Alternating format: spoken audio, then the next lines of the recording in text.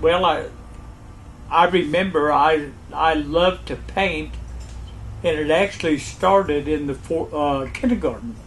Wow. And I have a certificate that my mother saved from kindergarten, a letter of completion, and it said that I might have some artistic ability, but I was troublesome. I couldn't get along with other students. And then, through fourth grade, I think I won my first award. Tracy had it right there. Won my first award in a competition in Denver, Colorado. Got fourth place and $5. So from there, right on through high school, I would experiment, and my problem was I always wanted to do things that they weren't teaching at the moment. Did those include doing Indian images, or? Well, actually, in Wyoming, I guess my introduction to art was things like Russell Remington.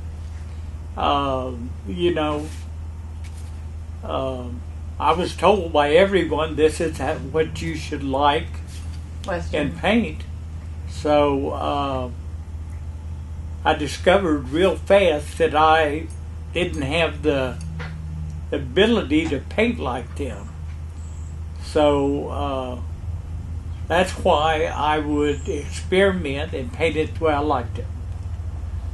And it worked out well.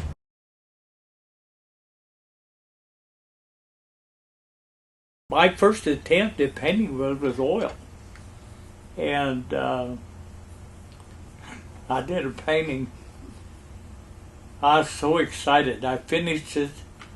It looked pretty good, I thought. And no one had ever told me about dryers or thinners and all these things. So, 1 month, 2 months, 5 months, the paint was still wet. So I thought, man, there's something wrong here.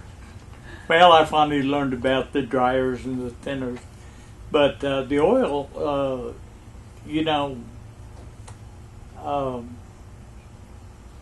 some people like to work with it, but I prefer acrylic because it dries fast and you can continue to create. The acrylics, you can build something up in layers. And basically you do the same thing with oil, except with the acrylic you do it in 1/10 the time.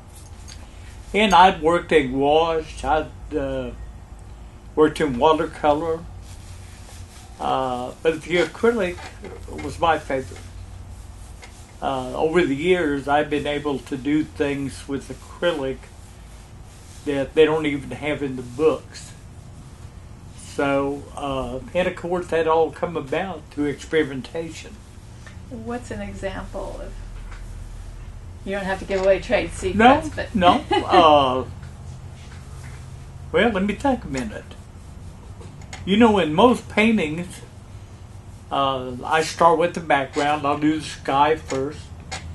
You can do 15 different types of skies. With the acrylic, you can lay the paint down, you can add water. It'll give you a blend of color. Or you can put it in with a brush. It's just endless what you can do. And throughout a painting, you learn how to, do rocks and water and people. And actually, painting is, for me, it's like having a tool chest of all these different techniques. And when I decide what I'm wanting to do, I pull from that knowledge, and that's how I do a painting.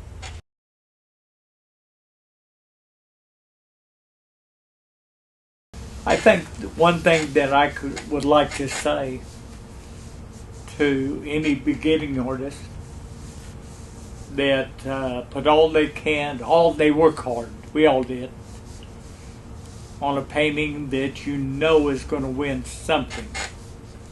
and you put it in a competitive show and it gets nothing. I've known some artists over the years that were so devastated they quit. They actually quit painting or drawing. And the one lesson I've learned is no matter what you do, you are never going to please everyone. And, you know, if you're pleasing yourself, if you're true to yourself, and if you're happy with it, that's all you can do.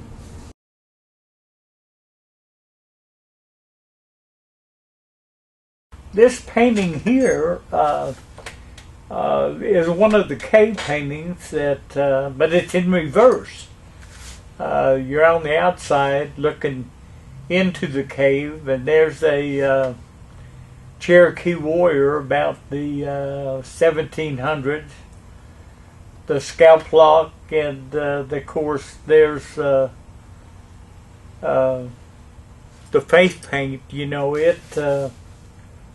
I think that would scare anybody if they, or at least it would shock them for a second. But it's a painting that, you know, I just wanted to capture an idea. No history, just there it is. That's what this might look like if you were there and that happened.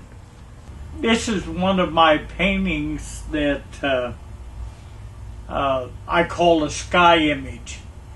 Back when I was, probably second or third grade up in Wyoming, I used to play out in the sagebrush and cactus, and you look up and you see the different cloud formations, and sometimes they would look like a face or an animal or different things. So of course, you know, I never forgot that, and then as my ability grew, I figured out a way to paint this type of painting or sky image. And you know, I believe in spirits and the afterlife. So maybe this is the wind, if you could see it. This is one that one of the ones that I was trying to capture Cherokee heritage and history. You know, I would say this is a period probably around the 1830s, prior to the removal. The males enjoyed the beadwork, the turban, of course, and you know, some of the feathers that you can't hardly see them, but if you look closely, they're in there. You can see the feathers. But you know, the Cherokees adapted a lot of European traditions and ways. So this is basically what I've tried to capture here. You can see the log cabin there in the back. I think that one, I'm pretty happy with it. It came out fine. Now I understand this is a painting that you and Tracy did together. Yeah, we decided to work on this together. I did all the background and the log cabin and the creek and all these things. Then Tracy came in, and she had such control with a brush.